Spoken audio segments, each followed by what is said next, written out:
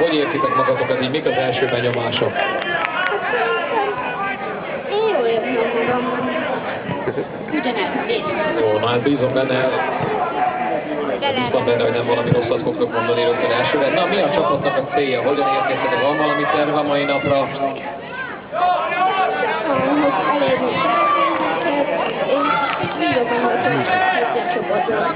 Első meccs jól sikerült.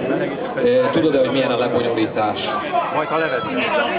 Akkor beszéljünk arról pár szót, ugye 8 csapat van, 2 csoportban, lesz valami helyezési sorrend a csoportmeccsek végén, de mindenki játszik tovább. Hány meccsetek lesz összesen? Tudjátok-e?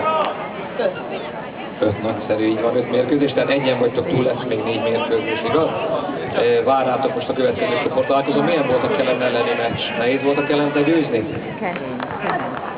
Kemény. Mert én rögtön lesérültem, és De neked érzett a dolog? Most már elátjuk, hogy a következő meccsen fogsz tudni játszani. Nagyon szépen köszönöm, hogy ide jöttetek. Jó készülődést a következő meccsre. Sziasztok!